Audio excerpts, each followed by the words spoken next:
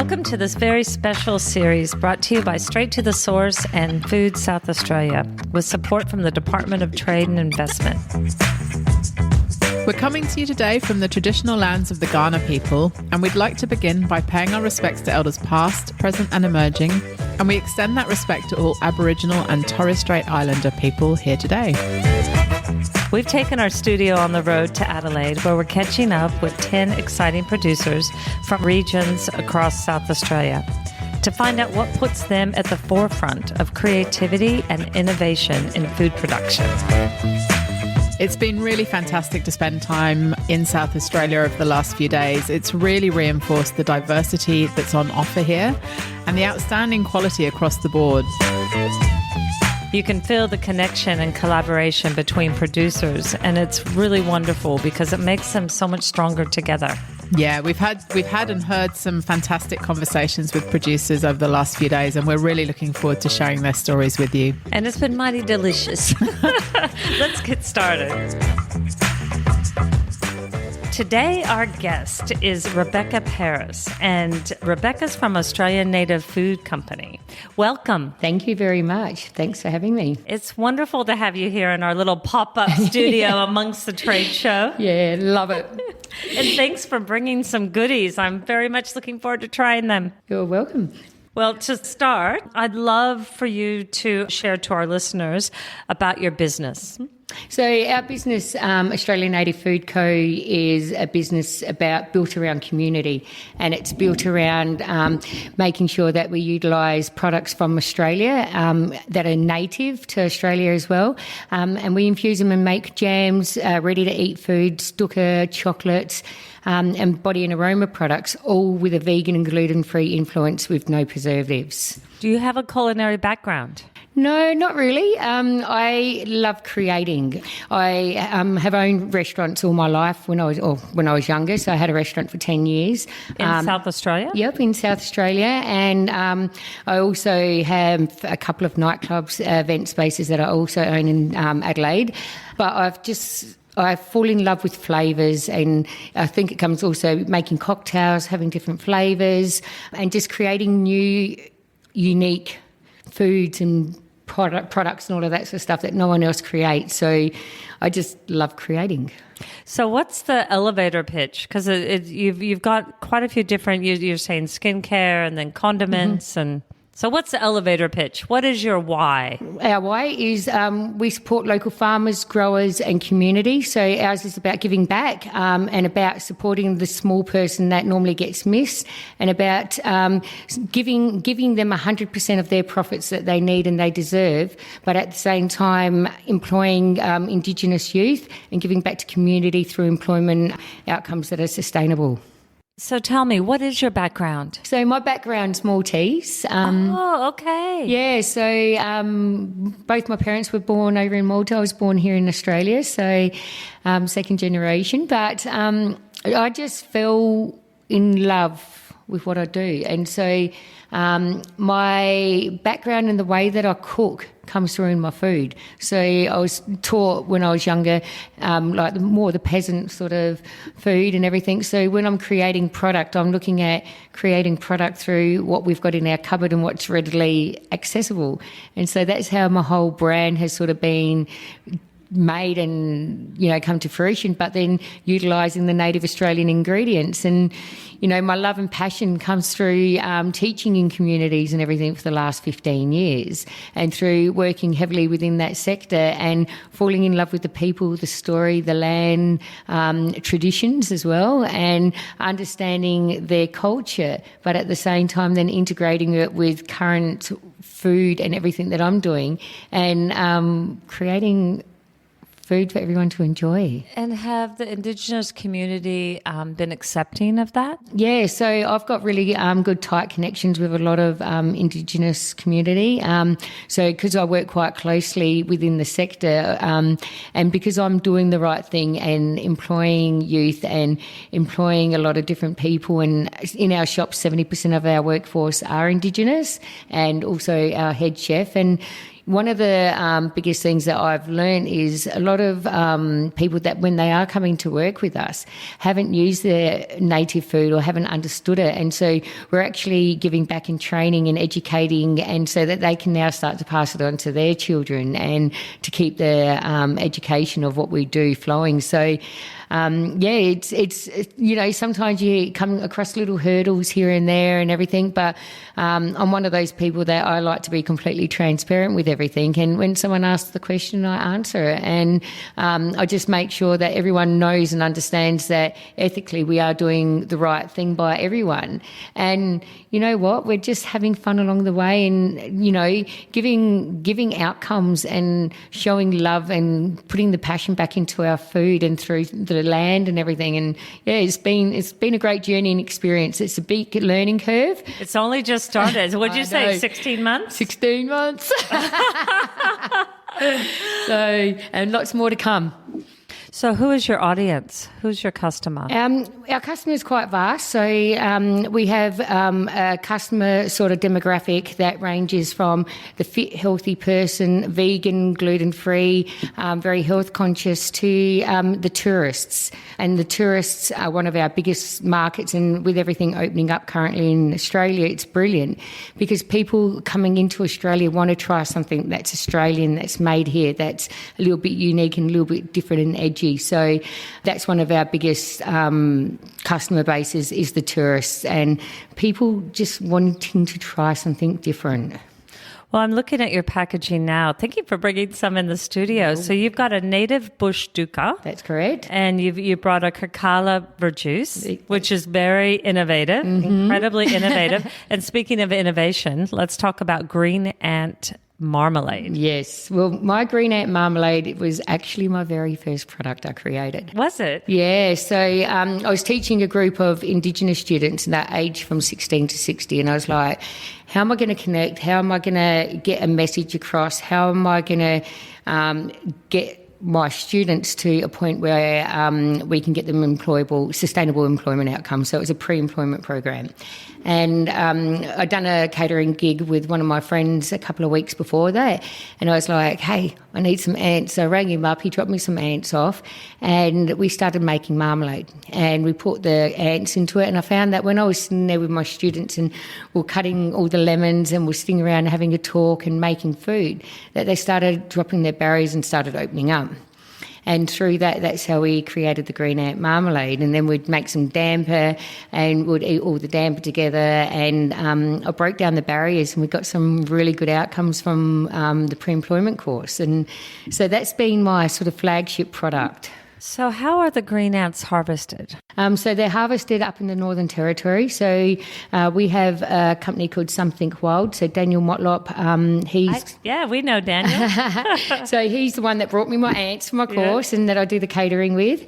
And he's got a gin as well. The same ants we use from his gin. So he gets us all of our ants, so we make sure that everything's farmed sustainably and it's done through correct measures and ethically. So it's marmalade, but green ants have they have a citrus note, don't they? They do. They have a bit of a citrus note, but they also have a very honey undertone. So when you do try this marmalade, it is a little bit different and unique because it's got the ant through it, and we use the full ant, so not just part of the ant. And once we are cooking the marmalade and we infuse the ants into it, it creates the real honey undertone. So it takes the real bitterness and bite out of a normal marmalade and changes the flavour profile and creates the different layers there.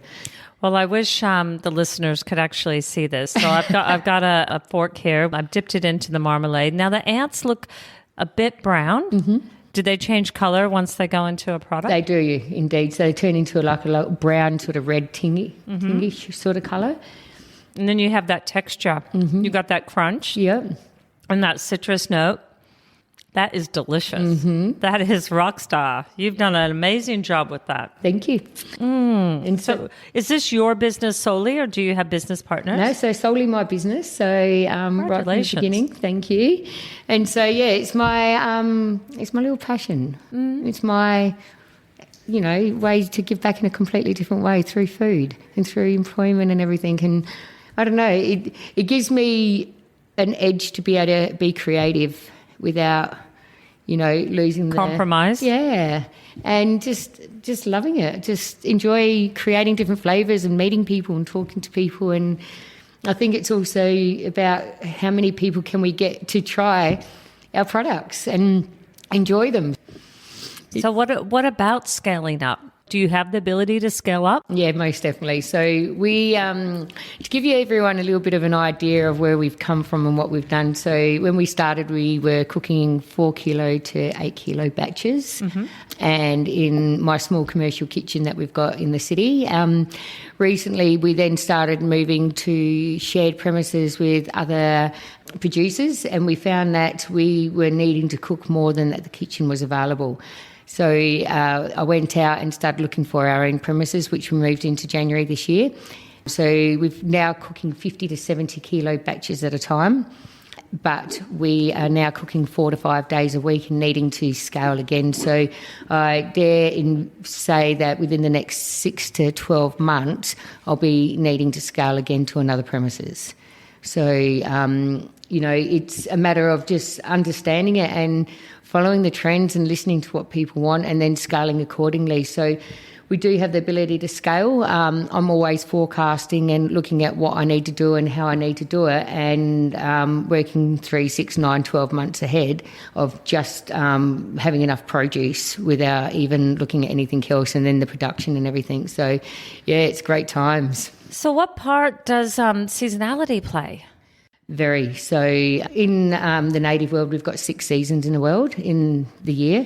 And so I'm forever looking and sourcing product and then buying in bulk to make sure that we've got enough to carry us through seasons in case it's been, a bad season and the condongs haven't grown properly, or, like the black pepper berries, they've got washed out last year. So I'm continuously holding a lot of stock. I'm finding new suppliers as well. So I'm constantly on the phone making sure that we do have that solid supply of product. And so far we've done all right. So, and I guess it's just one of those relationship games of doing the right thing and making sure that we do give back. And then all the people that are harvesting want to support us as a business because they know that we're doing the right thing too.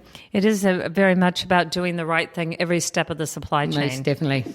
So kakala, tell us about that and a verjuice. Yeah, do you know what kakala is? I do, yep. So kakala is, for everyone that doesn't know, is a pig face. Mm-hmm. So typically grown in swampy areas and along the beach.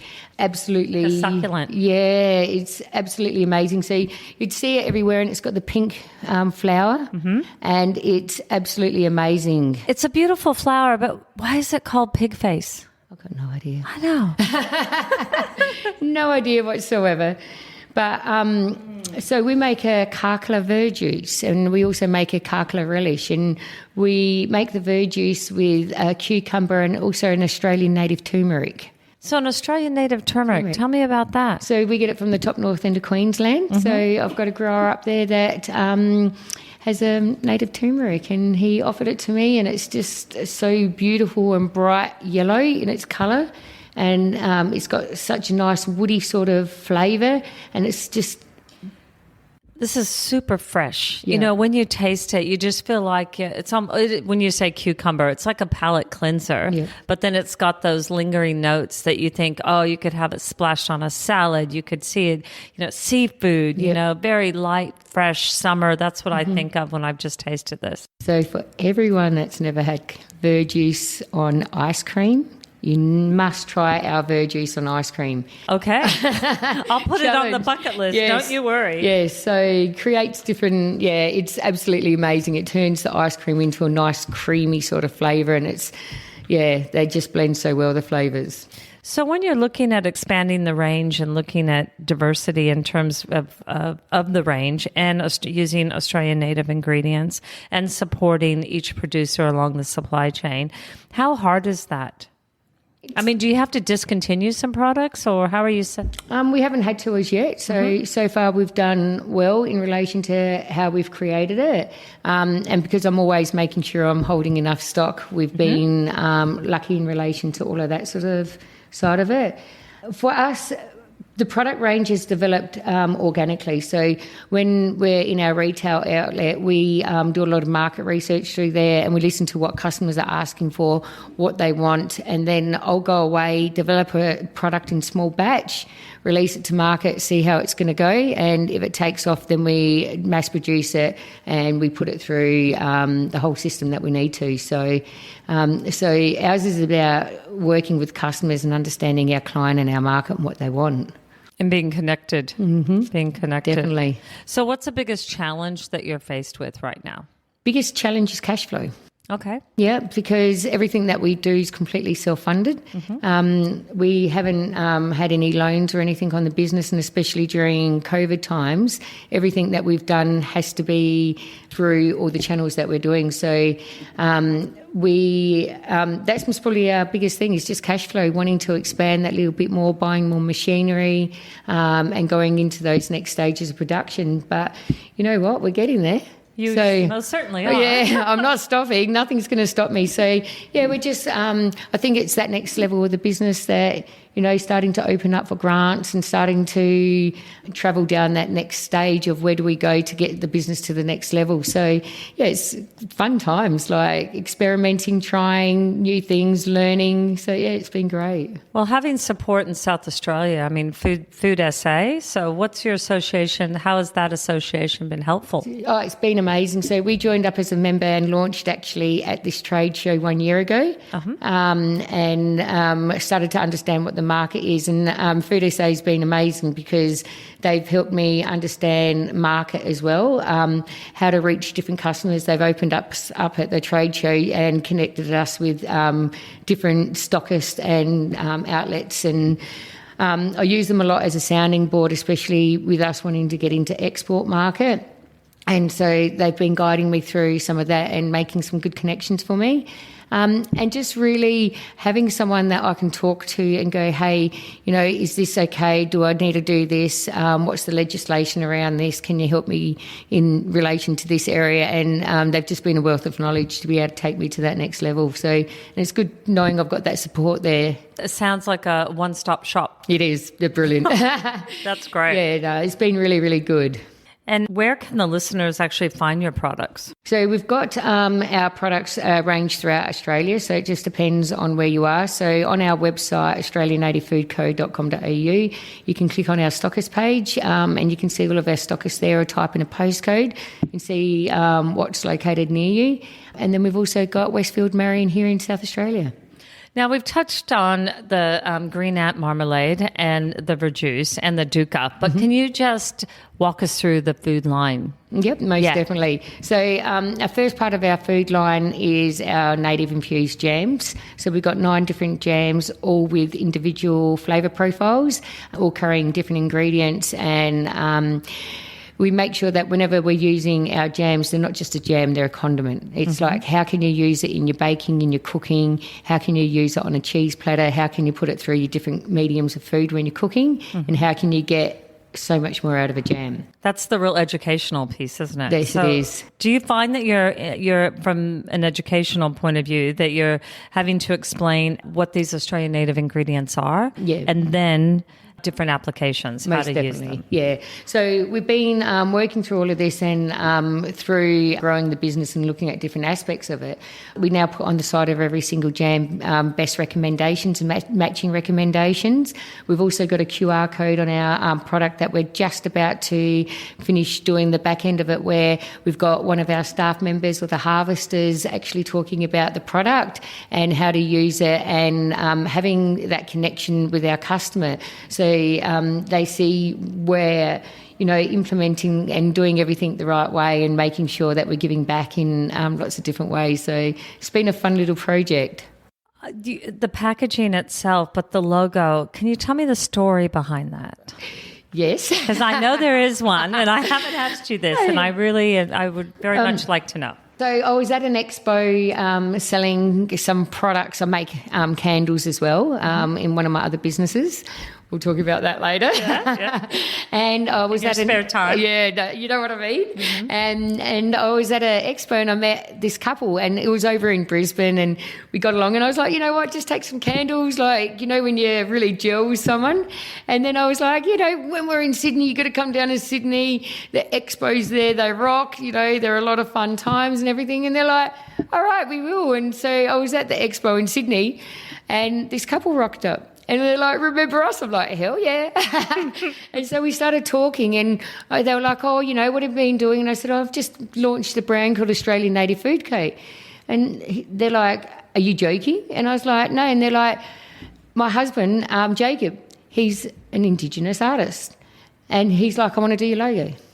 And I was like, yeah. And so, and Kiara, she works in a childcare centre. And so we just started talking. So they designed my logo for me. And, you know, we're always in contact now. We're quite good friends. And, you know, whenever I go over to Melbourne, you know, Sydney and that, I'm like, oi, I'm over here. Do you want to come over? And, yeah, it's just been great. And his artwork's absolutely amazing. He does murals all over Sydney and Melbourne. What's his name? Jacob Watson. Okay. Yes. So, and just nice crew, just nice people. And so we've just formed a really cool friendship and relationship out of it. And, yeah, so that's how they designed my logo. That's an amazing story. Yeah. Wow. So across the range, yeah, it's the same logo, and then you've kept with the same sort of style. Yep, most definitely. So the logo is consistent throughout the whole brand, and we keep the name Australian Native Food Co. even on all of our body and aroma products. Okay. So you can understand that there's a synergy between, you know, when you're smelling lemon myrtle, there's also that lemon myrtle that you can get in a tea or you can get in a jam or you can get in all of our other products as well. So ours is about cross-correlation through the whole brand and making sure it flows and it's consistent. So how many products in the entire range? I shouldn't laugh, should I? There's about 70-odd products, but like we've got... Wowza. 9 different like reed diffuser flavours and candles. Got all of our herbs and fruit powders. We've got wild harvest teas as well. We've got jams. We've got a range of vegan and gluten-free chocolate as well. Relish dukkha. Yeah, and the range is growing. So next on the cards, our meat rub. So we're just in the production of all of that sort of stuff and ready to eat ready-made damper. So we've got a big range and, you know, I'm making sure that each product before I release the next one's ready where it needs to be and then we release it. So, yeah, it's a lot of fun just trialling different things continuously and seeing what we can create. Oh, well, I've got to tell you, I'm so excited to see where the next step goes. And I think your range is absolutely stunning. Thank you. It is quality. It is premium. It's beautiful. It's just, yeah, I haven't seen a range like it on the market. Yeah. Wow. Thank you. And the one thing that I keep noticing on all of your packaging is it's 100% Australian. Yep. There's out of our whole range, all of our packaging, so the printing of our reed diffuser boxes, all of our packaging of our pouches, all of that sort of stuff is also printed in Australia as well, so we don't get that offshore. There's about 1% of our ingredients that we source offshore because we just can't source it here. But, yeah, we aim for the highest quality Australian native produce that we can possibly use. Well, thank you, Rebecca.